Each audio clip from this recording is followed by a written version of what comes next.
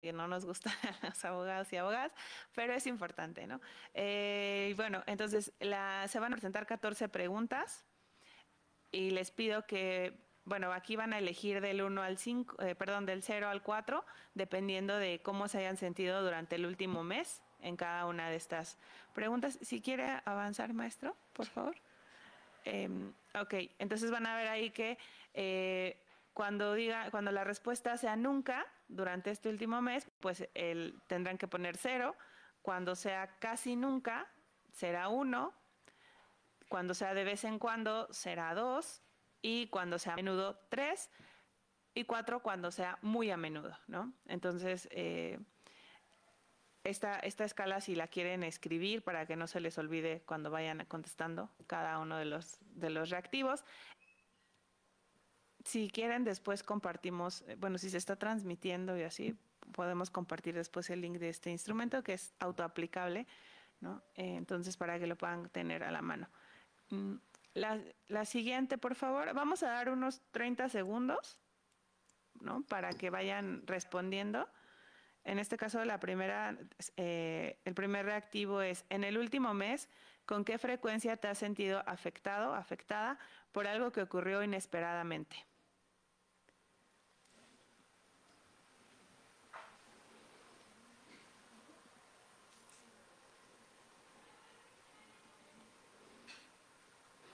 30 segundos o menos. 10. ¿Les parece bien 15 segundos?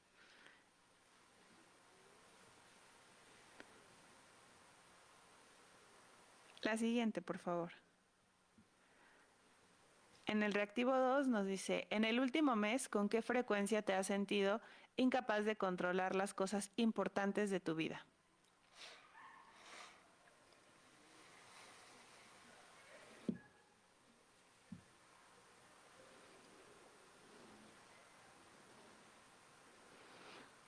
Creo que se está transmitiendo en el oficial, ¿no? En Facebook, en la página oficial de la Facultad de Derecho en Facebook.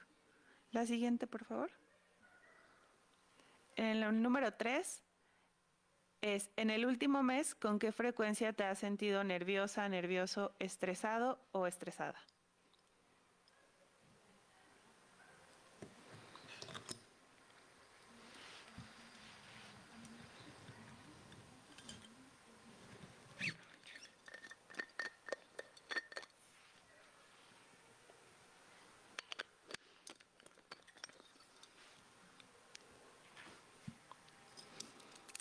El siguiente, por favor. 4. En el último mes, ¿con qué frecuencia has manejado con éxito los pequeños problemas irritantes de la vida?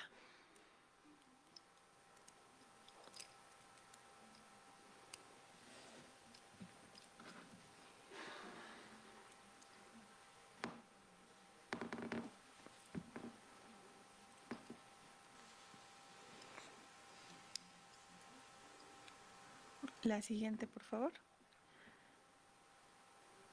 5. En el último mes, ¿con qué frecuencia has sentido que has afrontado efectivamente los cambios importantes que han estado ocurriendo en tu vida?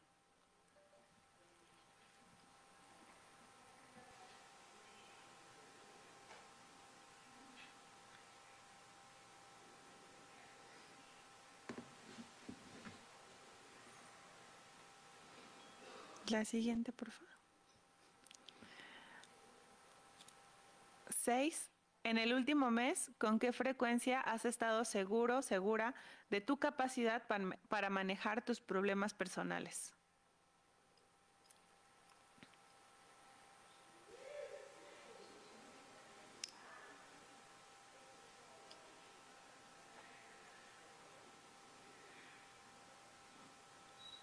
La siguiente, por favor.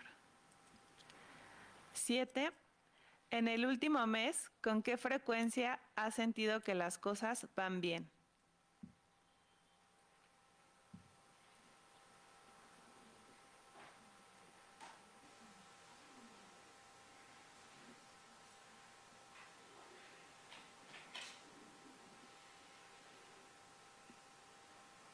La siguiente, por favor. En el último mes, ¿con qué frecuencia has sentido que no podías afrontar todas las cosas que tenías que hacer?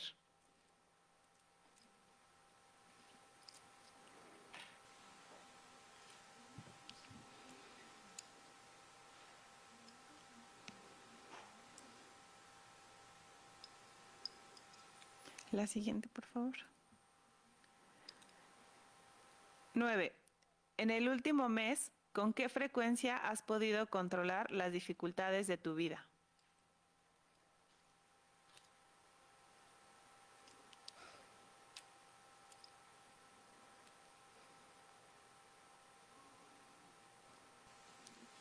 La siguiente, por favor. 10. En el último mes, ¿con qué frecuencia has sentido que tenías todo bajo control?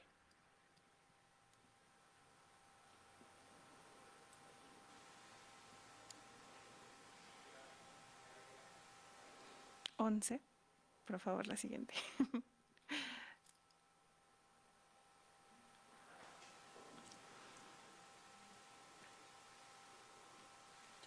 No se cambió. No cambió. No cambió. No sé si ustedes ya la están viendo, la 11. Yo sí la estoy viendo, pero Oh, acá no. no sé por qué no se cambió. Ahí está ya. 11. En el último mes, ¿con qué frecuencia has estado enfadada, enfadado, porque las cosas que te han ocurrido estaban fuera de tu control?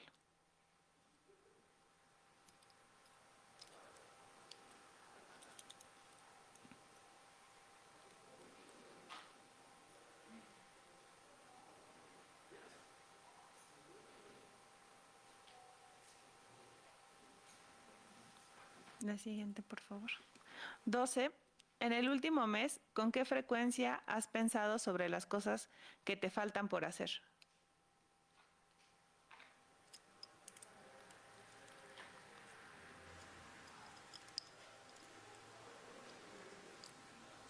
La siguiente, por favor. 13. En el último mes, ¿con qué frecuencia has podido controlar la forma de pasar el tiempo?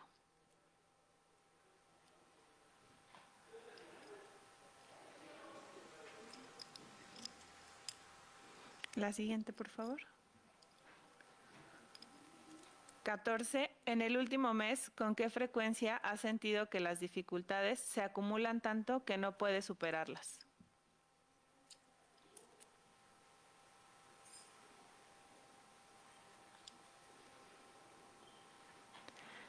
Bueno, esa ya fue la última. Ahora vamos a hacer como la parte de las matemáticas. La siguiente, por favor. Ustedes tienen 14 respuestas, entonces les voy a pedir que en la número 1, 2, 3, 8, 11, 12 y 14, si ustedes pusieron 0, ¿no? Si pusieron nunca, pues es 0. Si pusieron, o sea, ¿cómo los vamos a computar? ¿No? En estos primeros vamos a seguir el mismo número que tenemos, 0, 1, 2, 3, 4, pero en los que siguen, que son el 4, el 5, el 6, 7, 9, 10 y 13, vamos a invertir el orden, ¿no? Si pusimos nunca, que es 0, vamos a convertirlo en 4. Si pusimos casi nunca, que lo que debemos de tener es 1, vamos a convertirlo en 3. Si pusimos de vez en cuando, que es 2, se queda 2. Si pusimos a menudo, que sería 3, lo vamos a cambiar por 1. Y si pusimos muy a menudo, que sería 4, lo vamos a cambiar por 0.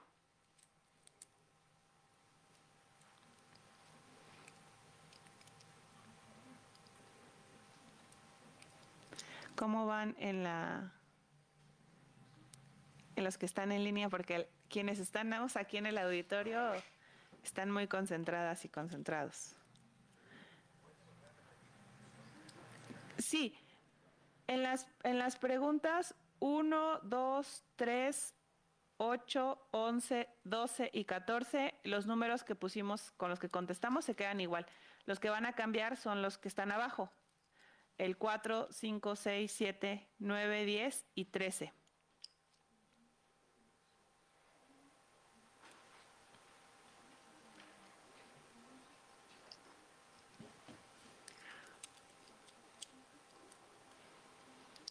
Bueno, les agradecería si pudieran como poner el pulgar o algo para saber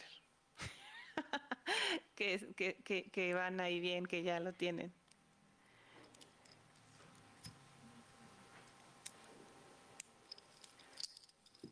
Gracias, doctor Juan.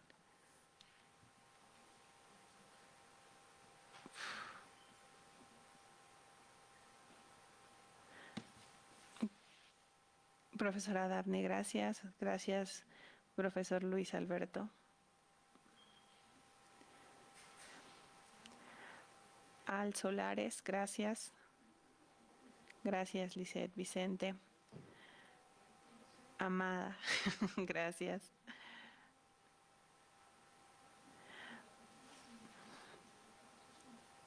Bueno, ahora lo que hay que hacer es sumar los números que tenemos como resultado, ¿no? Y bueno, ahí ese va a ser nuestro índice de estrés. El siguiente, por favor. Bueno, hay que sumar el total de nuestras respuestas y la puntuación debe de ir entre 0 y 56, ¿no? Ya, si a alguien le salió 58, 60, pues en algo habría que revisar, ¿no? Y bueno, lo que se puede considerar un estrés, vamos a precisar algunas cosas, ¿no? El estrés es una emoción que podemos sentir de manera, entre comillas, normal. Cuando decimos normal es que todas las personas sentimos en algún momento y bajo algunas circunstancias estrés. El tema es que hay un estrés que es moderado, que nos ayuda a avanzar o a pensar, ¿no? En nuevas soluciones, a ponernos creativas, que nos invita a esta cosa como el estrés adaptativo, o sea, como se le llama, ¿no? Y este estrés nos impulsa a buscar formas de hacer las cosas de manera diferente, buscar soluciones, pensar en estrategias para resolver una situación, ¿no? Pero eso es a lo que se le puede considerar el estrés moderado. Si estamos entre 20 y 25, estamos en un estrés moderado, que es como un estrés adaptativo, que es decir, estamos adecuándonos a las circunstancias que se nos van enfrentando, que se nos van presentando, perdón. Estamos siempre como buscando alguna forma de diseñar una estrategia para resolver una situación, crear, por ejemplo, redes, ¿no? de trabajo, grupos de trabajo, colaboraciones, también pedir auxilio, ¿no? Cuando nosotros no podemos o no sabemos cómo resolver una situación, pues pedir apoyo siempre es algo que es necesario. Si alguien estuvo, bueno, por debajo del 20, pues genial, ¿no? O a lo mejor fue un buen mes o a lo mejor fue un mal mes, ¿no? Si alguien se encuentra por encima del 25 puntos, pues quizá este mes se haya visto sobrepasada o sobrepasado por las situaciones que se le estaban enfrentando. Ahora bien, el estrés no debería ser algo crónico, ¿no? El problema o la situación se complejiza cuando se vuelve algo crónico, es decir, algo constante, una característica constante en nuestra vida. Si se recuerdan, las respuestas giraron en torno a el mes, al último mes, ¿no? Entonces, si nosotros hiciéramos esto, digamos, por ejemplo, a lo largo de un año y cada vez estuviéramos comparando, pues podríamos tener cómo va nuestro estrés y pensar si estamos frente a un estrés adaptativo o ya estamos cayendo en una habituación al estrés, ¿no? Que es esta gente que suele decir, yo trabajo mejor bajo presión, ¿no? Y les gusta estar así. Entonces, digo, no es saludable, vamos a ver por qué no es saludable, ¿no? Y menos para la docencia, porque justamente, aunque a mí no me encanta que utilicemos el concepto de el síndrome del quemado o el síndrome del burnout para temas de docencia u otros trabajos, porque tiene características muy particulares, ¿no? Pero lo que sí es que a veces el estrés llega a ser tanto el acumulado que puede generar un trastorno desadaptativo, ¿no? En las personas que, perdón, es que me sale una notificación, Sí. en las personas que lo están sufriendo, ¿no? Entonces, si alguien quisiera compartirnos cuánto le salió, bueno, la idea ya sé que se está transmitiendo, cohibe un poco, ¿no? Pero bueno, en el chat estaría bien, si alguien quisiera compartirlo, pero bueno, si no, está bien. ¿Alguien aquí? Adelante. 22. Estamos en moderado, ¿no? Sin comentarios. 19, ¿no? Más relajado. Acá nos hablan de 16, nos comenta una profesora. Bueno, la siguiente, por favor. Así como pues en el tema de los resultados, digo, me gustaría o nos gustaría más, en el curso pues habíamos pensado una mayor interacción con ustedes, ¿no?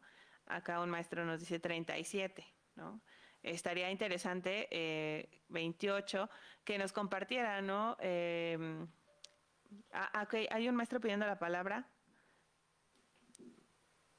Me silencio yo. Adelante. Quiero pedir un favor. ¿Me podría indicar, como estuve haciendo el cambio de los cálculos pregunta por pregunta, la relación inversa, cuánto equivale? Por ejemplo, si obtuve 3 en la pregunta número 7, ¿a cuánto equivale? Ya lo colocaron. Muchas gracias. Ok. Ay, perdón. Ya. Ya, gracias. Gracias. Las complejidades, hubieran visto hace ratito, tuvimos un pico de estrés el maestro Alberto y yo, por el tema de... ¿Quiere los audífonos? No. Por el tema de la hibridez de este evento, ¿no? Ok, entonces, bueno, una de las cosas que queríamos proponerles era justamente pensar, ¿no? Cómo fueron sus resultados, cómo se sienten con sus resultados, si lo habían notado, por ejemplo, quienes pusieron que tuvieron unos resultados por arriba de 25, no sé si pudieran compartirnos si se habían percatado de que su estrés andaba un poco más elevado, ¿no? Entre comillas, lo normal, porque para las ciencias sociales luego la normalidad suele ser muy pegada a moralidad, ¿no? Y bueno, acá más bien estamos hablando de la normalidad como en la parte estadística, ¿no? Entonces, eso también es interesante. Bueno, no sé si alguien de quienes comentaron en, en el chat o aquí mismo, ¿no? Bueno, quienes tuvieron 22 y 19, cuéntenos sus secretos para mantener ese nivel de estrés, ¿no? Bueno, si quieren hablar, ¿no?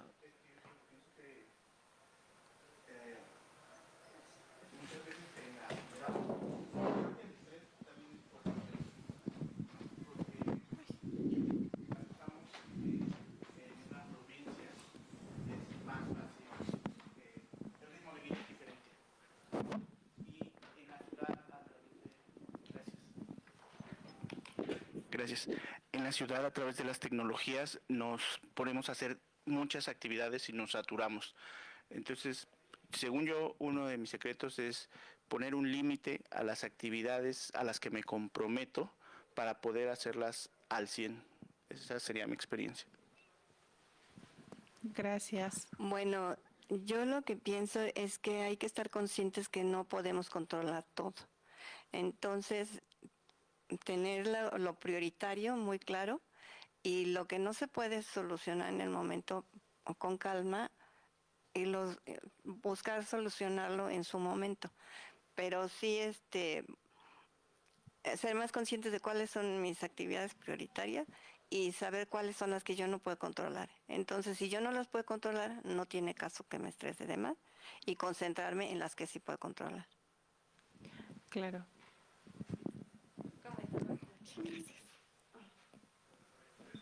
Bueno, yo qué decir, ¿verdad? Tema bastante estresante. Pues muchos de ustedes saben que era abogada en SSH Sur. Dije era, porque hay veces, como decía la maestra, que hay cuestiones que no puedes controlar.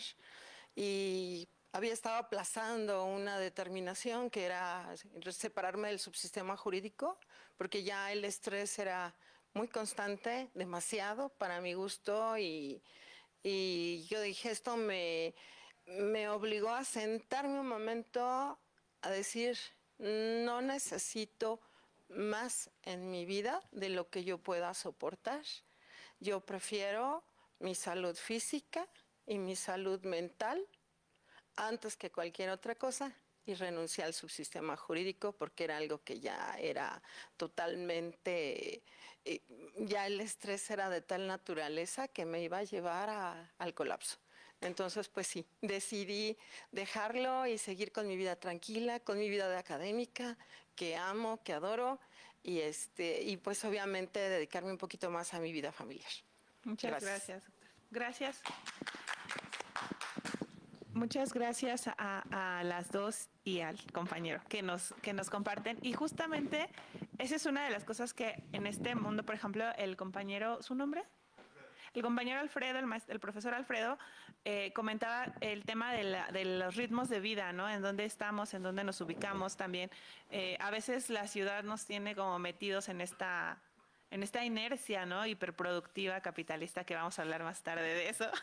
Salud mental y justicia social, por si se quieren quedar a propósito, es otro evento, pero también es importante, ¿no? Pensar cómo en esta inercia hiperproductiva caemos, ¿no? Como en el sentido, esto tiene que ver, bueno, no me adelanto, pero tiene que ver también con el tema de las raíces religiosas, ¿no? El sistema productivo protestante y que en la Biblia no señala que el hombre está aquí para vivir de la tierra y comer de la sal de su trabajo, ¿no? Entonces es muy interesante eso porque también nos da ese sentido de vida, ¿no? De razón de ser, y luego decimos, no, cálmense, porque realmente ni siquiera están así.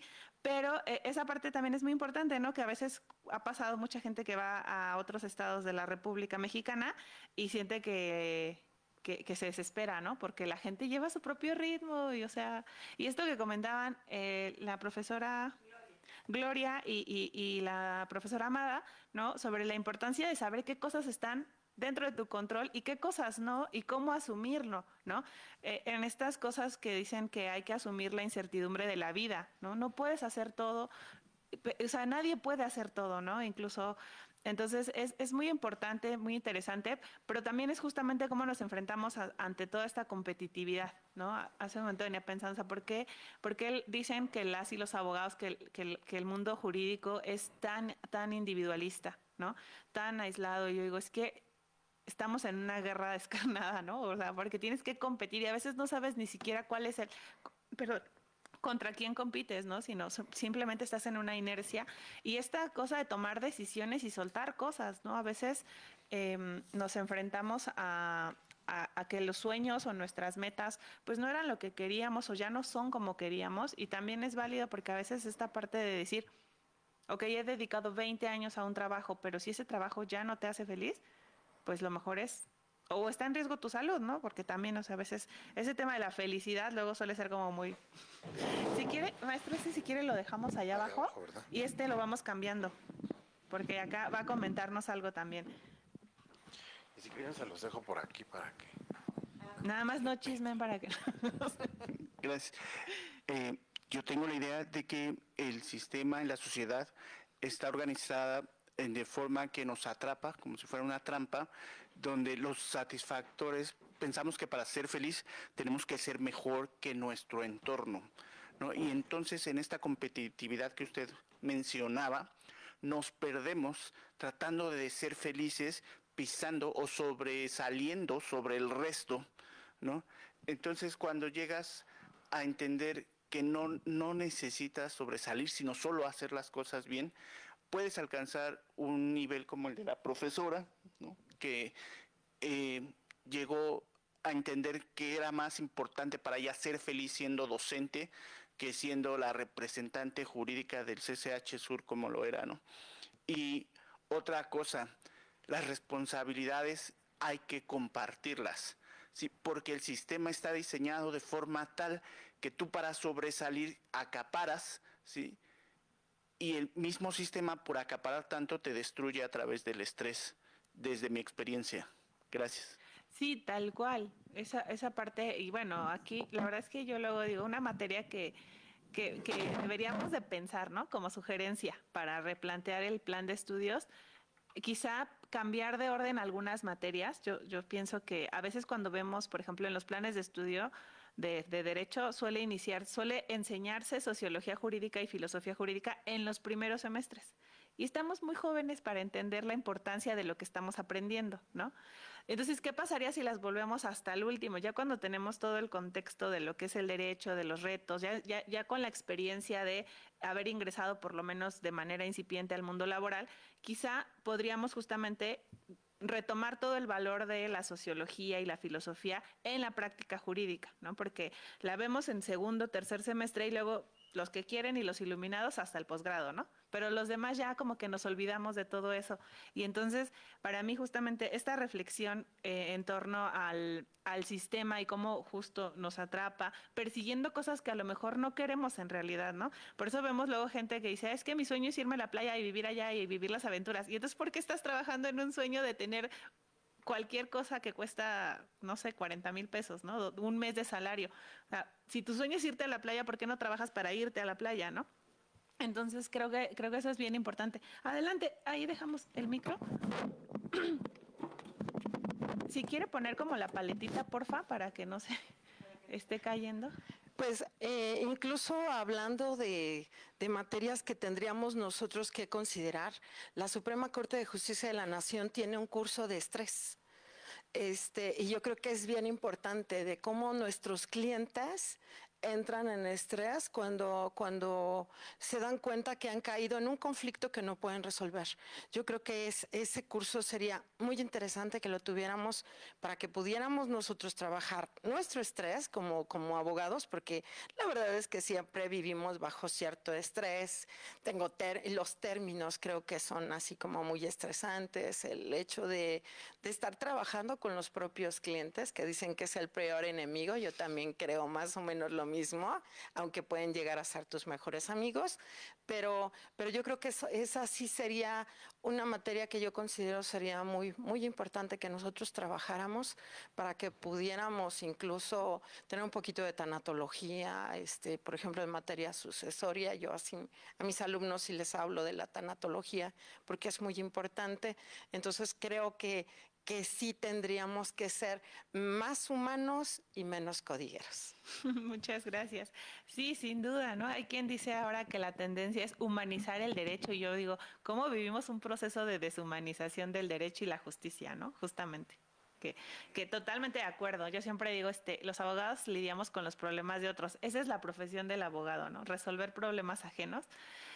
Y justo no aprendemos cómo lidiar con todo eso, ¿no? Entonces, hay temas que a lo mejor no son temas de este curso, porque es para profesores, enfocado en la docencia, pero me parece que sí es muy cierto esta parte de como profesionistas, ¿no? Cómo prepararnos para lidiar, ¿no? Con esas cosas.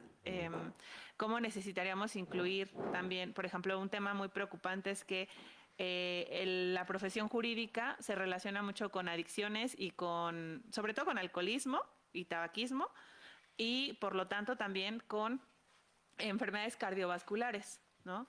Y entonces eso luego puede ser también un tema que nos debería estar importando, ¿no? Cómo capacitarnos para ser profesionistas que trabajan con personas directamente, ¿no? O sea, esta parte de todo lo que le dan de atención a la gente, perdón, de preparación o de capacitación que le dan a las personas que hacen servicio a clientes, también debería aplicarse, ¿no? Para nosotras, porque, bueno, hay unas discusiones sobre si el derecho es ciencia social o es de las humanidades, ¿no? Y si es humanidad, eso es. Entonces, yo creo que es de ambos, porque es social en cuanto a cómo se forma el corpus, ¿no? De conocimiento, pero es humanidad en cuanto a cómo se aplica, ¿no? Tenemos que, o sea, luego hay gente que le tiene miedo a sus abogados, ¿no? A sus abogadas. Ya no le quiero preguntar porque ya me regañó. Y entonces digo, pues eso no, porque eso no debería ser. Al contrario, deberíamos ser un factor de cambio para que la gente perciba toda esa justicia, ¿no? Todo ese proceso. Pero sí, muchas gracias. Eso sería genial, ¿no? Tener por lo menos a lo mejor un curso o algo para que incluirlo en los ahí nota, ¿no? Incluirlo en los cursos de titulación estaría bien, ¿no? O en los seminarios de tesistas. Y bueno, en el tema de si conocemos las causas, ¿no? De este estrés que tenemos, ¿no? por ejemplo, no sé, temas como la carga docente, la combinación, ¿no? No todas las personas son docentes de tiempo completo, entonces tienen otras cargas. Entonces, también eso va incrementando, ¿no? Hay quien dice, hay profesores que dicen, el aula es mi espacio feliz, ¿no? Porque es donde estoy más tranquila, tranquilo, ¿no? Y también eso también debería de llevarnos a pensar como el otro día decían unos estudiantes, no sé, me dio que pensar, ¿no? Y decían, es que su clase es nuestro espacio feliz. Y yo, pobre de su vida. No, o sea, digo, está padre que les guste mucho, ¿no? Pero que sea el espacio feliz, pues cuánto estrés tienen en su vida, ¿no? Que una clase puede funcionar así. Entonces, bueno, también ahí repetimos que si conocen las causas, ¿no? Pero aprovechando que está 2 veces, es muy importante conocernos, hacer un ejercicio de introspección periódicamente, ¿no? Para saber cómo andamos, como estas consultas de seguimiento a nuestra salud física, también hay que hacerla a nuestra salud mental, porque justamente saber las causas de nuestro estrés nos va a permitir conocer cómo evitarlo, ¿no? O sea, cómo no caer en eso, esto que comentaban sobre qué es lo que quiero, sobre qué cosas están dentro de mi campo de acción, en qué cosas puedo incidir, y luego también lo que comentaba, ¿no? Sobre las elecciones que hay que hacer en la vida, ¿no? A veces el mundo moderno nos dice, ¿no? Que no sé si alguien ha visto esta película de Spirit, que es una de las películas más viejitas que hay, creo que es de 1923. Y me encanta esa película porque empieza con una palabra, con una frase que dice, la ciudad de Nueva York, en donde el periódico de hoy se entregó ayer, ¿no? O sea, de tan rápido.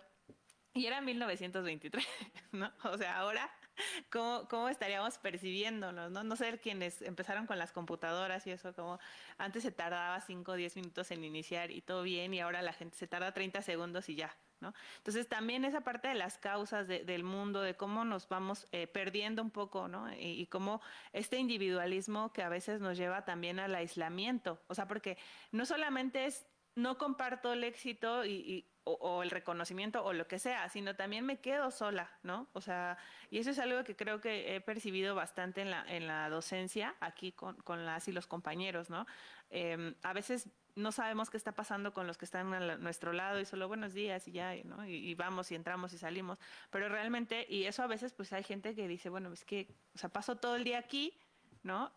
Y pues a nadie le importo, ¿no? Y ese sentimiento también pega emocionalmente. Entonces, bueno, pensando cómo justamente en este apoyo a veces la gente suele decir, ay, es que no es necesario, ¿no? Porque justo pensamos que todo lo podemos resolver y ese todo también incluye nuestras emociones, también incluye, pero si recordamos esta parte de que somos, no me gusta mucho la idea esta de ser animales sociales, ¿no? Pero más bien creo que somos animales solidarios, ¿no? Que necesitamos para nuestra subsistencia que otros nos cuiden, porque no podemos sobrevivir solos, pero también en esta parte psicológica de la pirámide de Maslow sobre el reconocimiento de los otros sobre mi existencia, ¿no? No un reconocimiento de, ay, te damos un reconocimiento, tu premio, sino que reconozcamos la existencia de los otros como sujetos sintientes, pensantes, ¿no? Que a veces eso también nos cuesta mucho porque es como a veces yo les comparto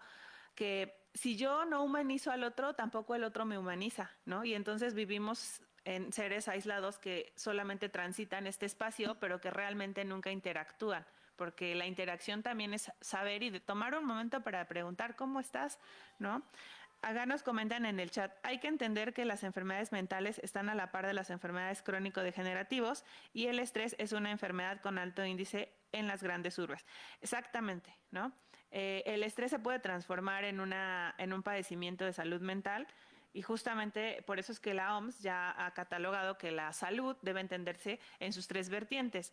Mental, física y social, ¿no? O sea, esta parte, por ejemplo, quienes venimos de la periferia y tenemos que echarnos 3 horas en el transporte público, pues qué emoción, con qué salud mental llegas a clases o a dar clases o a tomar clases, ¿no? Entonces, y también eso es algo que afecta, porque el estrés del tráfico, no voy a llegar y no me van a esperar los alumnos o lo que sea, ¿no? O salir corriendo porque te quieren platicar su vida, pero tienes que irte corriendo porque tienes otras cosas que hacer, tienes que llegar, tienes que brincarte el tráfico, ¿no? Todo eso, por ejemplo, pues a veces es derivado de justo de estas interacciones en las grandes urbes.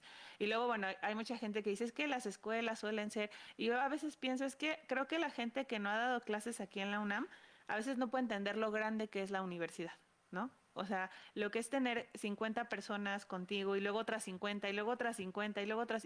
Entonces, es un tema bastante complicado porque justamente habrá gente que te diga, por ejemplo, hay estudiantes que no les importa nada, ¿no? Y vienen y van, pero habrá otros que necesiten otras atenciones y también justamente eso es parte de lo que se considera dentro de los riesgos psicosociales de la docencia, ¿no? Los retos que enfrenta el interactuar con las personas. La siguiente, por favor. Ok, acá nos dicen, hay que leer y su inteligencia emocional para tener autocontrol. Híjole. Hay todo un tema sobre no sé si estoy de acuerdo con la inteligencia emocional y el autocontrol. Yo voy más por la gestión de emociones, ¿no? Yo soy partidaria de la gestión de emociones, no controlarlas porque están ahí, ¿no? Y luego salen y reprimimos y lloran ahí todo desproporcionadamente y se frustran y avientan cosas y le gritan al del tráfico y demás, ¿no? Entonces, yo siempre he promovido más la gestión de emociones, ¿no? Sentir la emoción, reconocer la emoción, vivir la emoción, aceptar la emoción y transformar nuestra conducta. No transformar nuestra emoción, sino nuestra respuesta, ¿no? Pero justamente vamos a ir platicando más acerca de esa propuesta, porque a veces esto del autocontrol más bien se transforma en represión de emociones y hay que tener mucho cuidado con eso porque las emociones siempre van a salir de una u otra forma, ¿no? Entonces, mande. Es que también cuando decimos control, como que es algo autoritaria esa palabra. Sí me gusta más cuando dice gestionar, porque cuando dialogamos con nuestras propias emociones y podemos transformar la conducta, la respuesta, pero cuando las queremos controlar, hablamos de control, casi siempre acabamos reprimiendo. Debo controlar, no debo hacer esto, uno mismo se impone conductas que a veces no llega a sentir ni entiende bien por qué, solo que hay que parar esa conducta, pero no entiendo por qué ni cómo. Y entonces tengo una frustración interna. Exacto, ¿no? Además que el gestionar también nos permite apapacharnos a nosotros mismos, ¿no? O sea, porque eso es como una cosa que tampoco hacemos mucho, como este sentimiento de automerecimiento, de cuidado, de sujetos que se tienen que cuidar, ¿no? Entonces, por ejemplo, reprimir o el autocontrolar o el controlar las emociones corta la emoción, ¿no? Y el gestionarla te hace sentir también al final con un cierre, ¿no? De comprensión. Y yo siempre les digo, si tú mismo no te comprendes, o sea, pobre de la persona que a sí mismo no se comprende, ¿no? Porque, o que no se dé ese espacio para comprenderse, porque, pues, ¿qué puede esperar del mundo, no? Si tenemos un mundo tan hostil y nosotros mismos nos hostilizamos, pues es un riesgo, justamente, ¿no? ¿Quería comentar algo? ¿No? Ok. Bueno, entonces, muchas gracias, Mario. Igual, bueno, cada persona puede adoptar la teoría, ¿no? O la corriente que le funcione mejor, porque también eso es una cosa, ¿no? Pues hay algunas personas que tienen más tiempo quizá, que tienen más práctica, que tienen más espacios, pero bueno. Ahora bien, vamos a comenzar con el tema de los riesgos psicosociales de la docencia. La siguiente, por favor. Y bueno, aquí es hablar justamente de riesgos psicosociales y no solamente de salud mental, ¿no? Porque cuando hablamos de lo psicosocial, estamos justamente entrecruzando, ¿no? Que existen factores que son del individuo, pero que también son factores sociales, ¿no? Y que también son factores situacionales. Por ejemplo, lo que pasó con la entrada del huracán, ¿no? El viernes. O sea, eso es un factor situacional, no es social, al menos aquí en la Ciudad de México, aunque bueno, si lo pensamos muy reflexivamente podríamos decir, no, sí es social porque la sobrepoblación en la ciudad, la ineficiencia de los sistemas de desagüe, el transporte público, ¿no? Entonces, falta de mantenimiento, etcétera, ¿no? Entonces, bueno, ya lo transformamos en social. Pero los factores psicosociales de la salud los vamos a entender justamente como aquellas interacciones entre el trabajo, el medio ambiente, una cosa súper importante, la satisfacción laboral, ¿no? En México se estima que más del 60% de las personas que trabajan no tienen satisfacción laboral porque no es un trabajo que les satisfaga a nivel personal, ¿no? De autorrealización.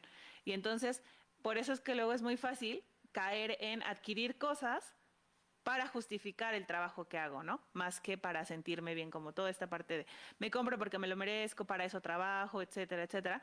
Pero a veces realmente es una satisfacción banal más que una satisfacción existencial, bueno, ¿no? Entonces ya, bueno, ya hay gente que dice, no, bueno, el otro día un estudiante me decía, es que yo sí siento satisfacción existencial por mi teléfono, ¿no?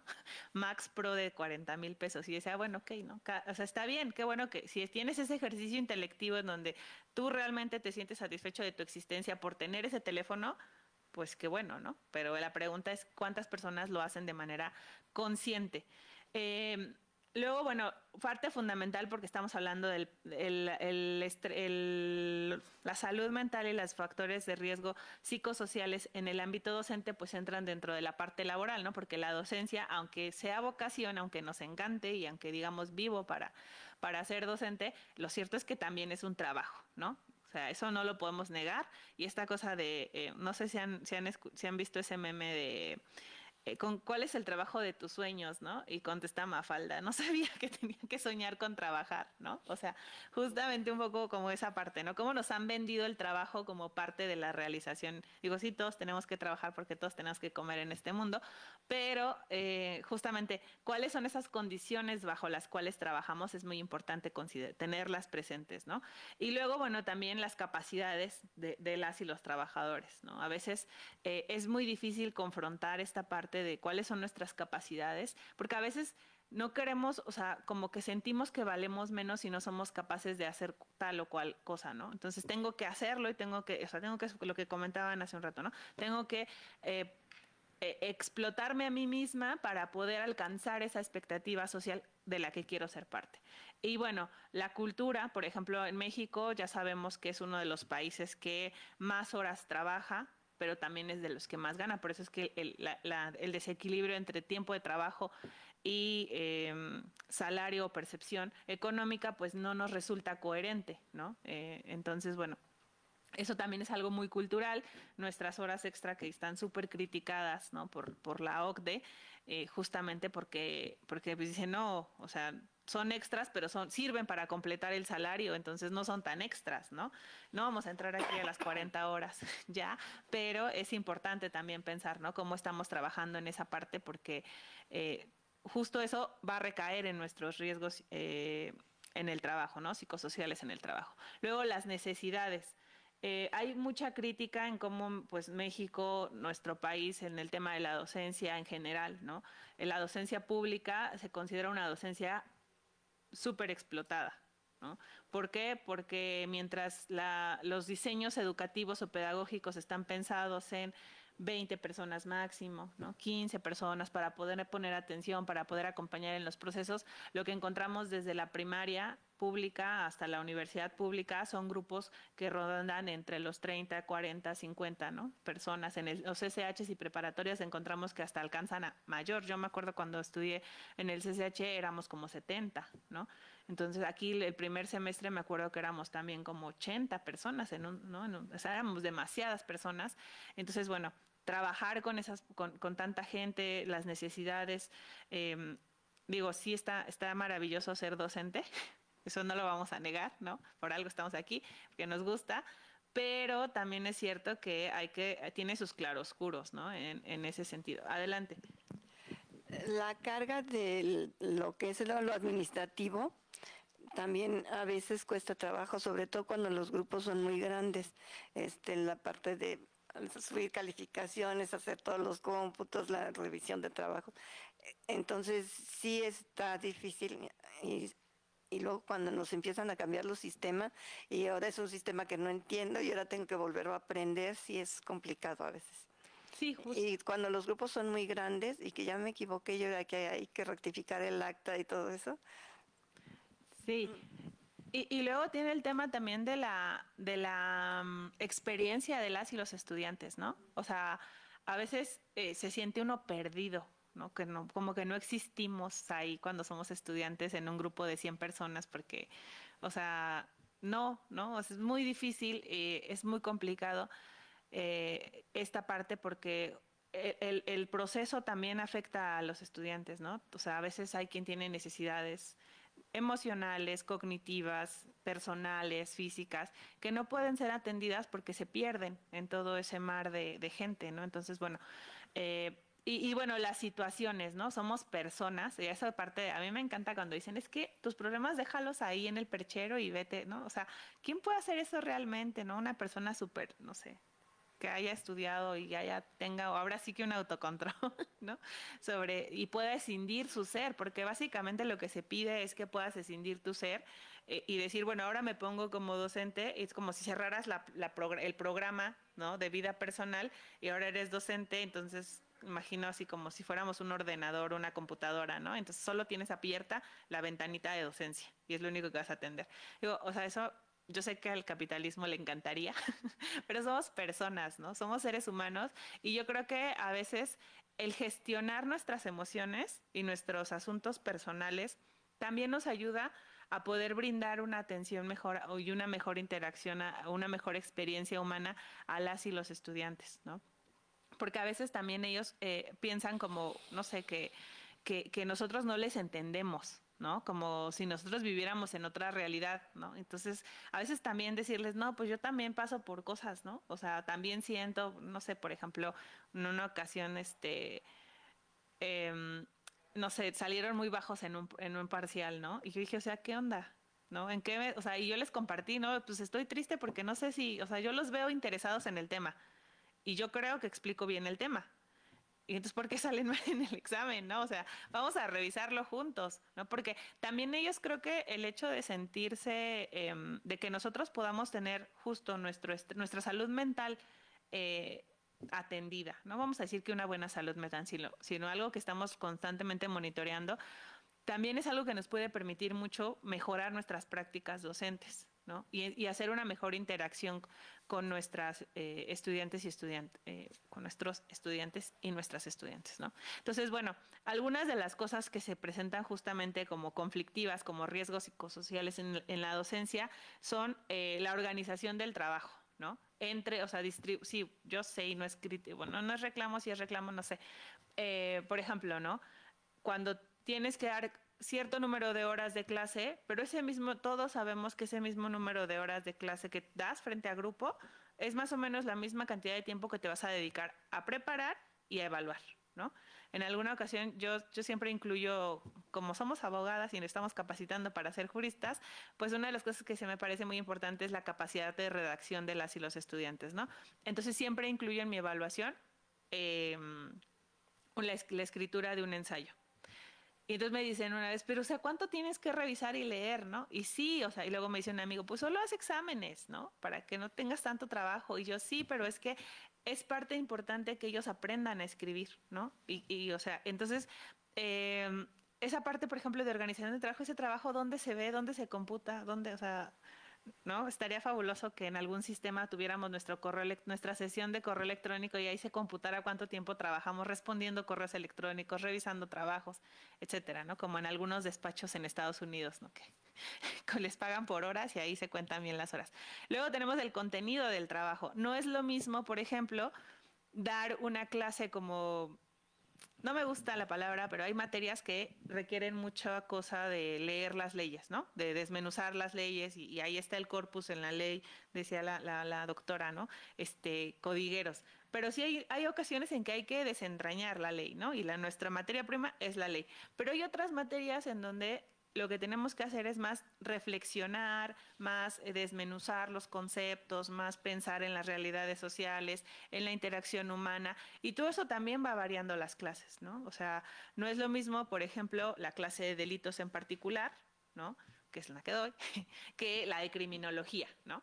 O sea, ambas clases requieren una dinámica y una didáctica diferente. Entonces, esos cambios también tienen que ver con el contenido del trabajo. A veces, pues no podemos nosotros, no sé, por ejemplo, en criminología, yo algo que hago mucho es mucha participación de ellos y de ellas, ¿no? O sea, mucho preguntarles y preguntarles, ¿qué piensan? ¿Por qué? Y luego en delitos en particular es un poco más lento, ¿no? Porque hay que irnos más a la lectura del texto, más a desmenuzar los elementos del tipo.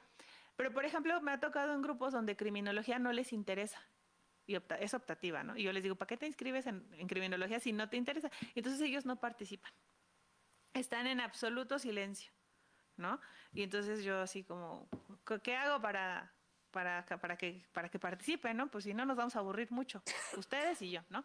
Pero entonces también esa parte del contenido, a veces hay que ir buscando unas estrategias de pedagogía diferentes, ¿no? Por el tema, diferentes por la forma, hasta por los horarios. Quienes damos clase en la mañana y en la tarde sabemos que, por ejemplo, una hora fatal para dar clases de 3 a 5. Súper complicada, porque llegan tarde, llegan corriendo, llegan con hambre, llegan después de comer, o sea, tienen unas características muy particulares, ¿no? En el horario de 3 a 5. Entonces, por ejemplo, conocer eso también es adaptar nuestra técnica pedagógica a las situaciones particulares, como los que llegan a las 7 de la mañana, ¿no? O los que están de 7 a 9, que ya están con un pie afuera, ¿no? Maestros y estudiantes. Entonces, digo, y es lógico, porque se te va el último autobús, se te va el Puma y luego, o sea, eso es lógico, pero también eso es importante porque son cosas que tenemos que ir rodeando, que tenemos que ir considerando porque rodean la práctica docente. Y bueno, la realización de tareas, ¿no? A veces no tenemos los instrumentos necesarios, a veces nos falla la tecnología, ¿no? A veces se nos olvidan las contraseñas, a mí se me olvidó la contraseña de la laptop, entonces afortunadamente el maestro traía su iPad para poderme conectar y así, ¿no? O sea, todas esas cosas nos pueden estar generando estrés porque a veces las cosas fallan y así es. Entonces, esta parte de poder gestionar, de poder solucionar, o sea, nos ayuda muchísimo y tenemos que estarlo trabajando. La siguiente, por favor. Sí, adelante. Gracias. De todo esto que ha comentado, yo quería decir que sería bueno pensar que la docencia no es una cosa rígida, ¿no? Sino que es una forma donde nos vamos adaptando al auditorio, ¿no? Y a las generaciones, porque no es lo mismo enseñarle a quienes SUA, por ejemplo, ¿no? Que en escolarizado, que son más jóvenes, y pensar que el profesor está expuesto a la exposición de los alumnos en todas las redes sociales y los medios tecnológicos a los que ahora tienen acceso. A mí me sirve mucho. Antes yo daba la clase, ¿no? Ahora les mando el tema, dejo que lo desarrollen y que me lo presenten ellos en la clase, porque cuando ellos lo presentan entonces les surgen dudas. Y cuando yo les quiero dar y me topo con auditorios como el que tú mencionabas, que no les interesa, me lleno de frustración, ¿no? Entonces, siempre trato de estarme renovando, pero últimamente he optado por que sean ellos los que estudien previamente, lo expongan y entonces ya lo vamos puliendo. A mí me funciona mucho para reducir ese nivel de frustración. Gracias. Gracias. Sí, sin duda el aula invertida es una excelente técnica, ¿no? Pero requiere mucho compromiso de los estudiantes, ¿no? O sea, muchísimo. Perdón. Sí. Es que también la estimulación. He estado viendo que las nuevas generaciones solo leen de 3 a 6 minutos y ese tipo de cosas, ¿no? Y que requieren una estimulación inmediata. Entonces, yo cuando lo hacen bien, pues les doy alguna recompensa, ¿no? Y eso veo que estimula su competitividad sana y me funciona, pero... Sí, no, justamente de eso se trata un poco también, ¿no? Ir compartiendo experiencias pedagógicas o de docencia, como lo queramos llamar.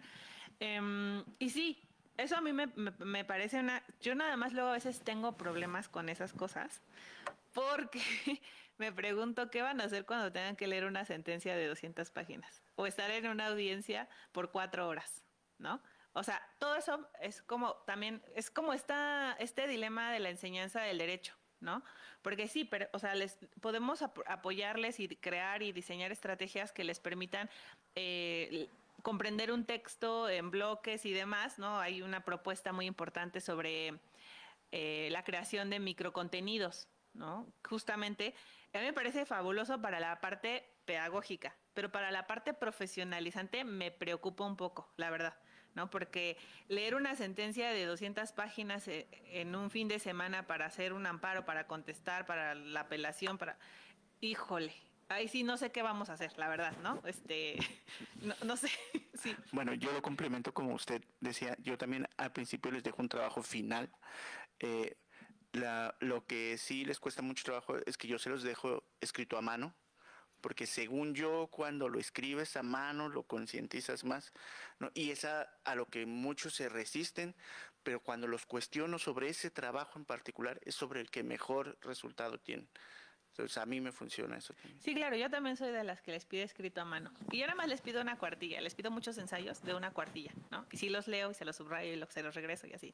Pero justo, hay que ir desarrollando, ¿no? Esas técnicas. Y yo sí, algo que les sigo siempre, pues bueno, mientras el mundo no cambie y no tengamos a jueces explicando en TikTok una sentencia, pues tendremos que leer las sentencias, ¿no? Y luego también la importancia, porque justamente el conocimiento, si nosotros nos vamos como por la deriva del conocimiento en microcontenidos, creo que también estamos cayendo un poco en esta práctica de la desinformación, ¿no? Y la falta de comprensión. Digo, o sea, como técnicas pedagógicas me parece que son súper útiles, pero para la formación profesional de los juristas, creo que es fundamental que vayan ellos, que sean conscientes de la importancia de su capacidad de atención, ¿no? En el tiempo y demás. Eso sí me parece, porque yo no me imagino, no sé si han visto que ya hay jueces, ¿no? Que sacan su celular mientras están desahogando las pruebas y es como, ok, ¿no? Bueno, cada quien, ¿no?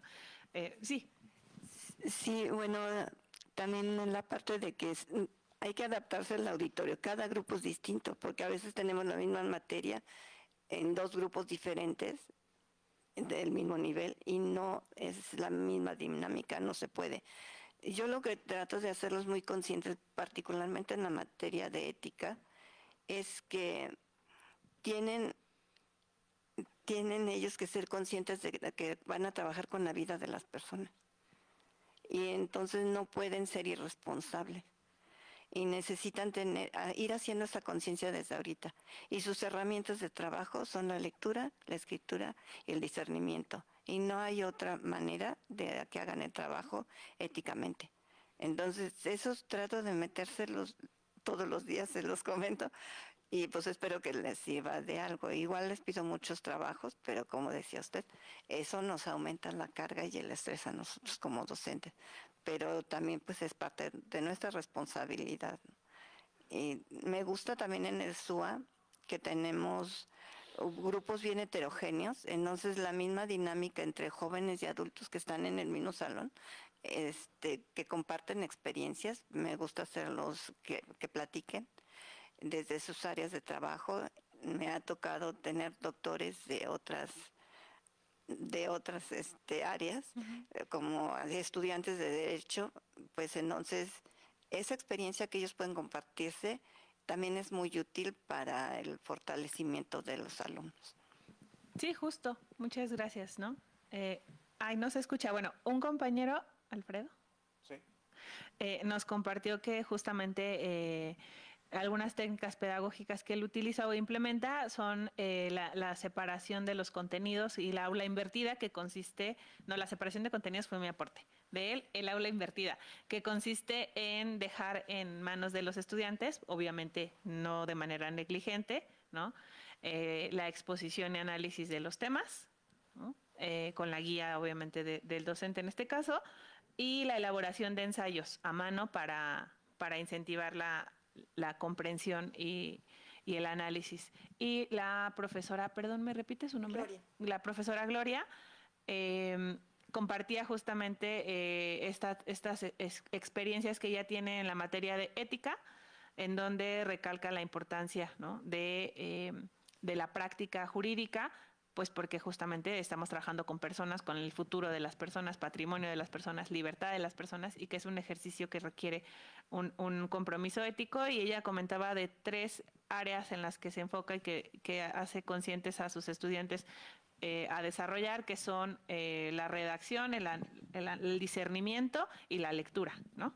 Entonces, bueno, esas aportaciones me parece que justamente también una de las cosas que yo pienso que podríamos hacer es como estas cosas que hacen los psicólogos del Ateneo, ¿no?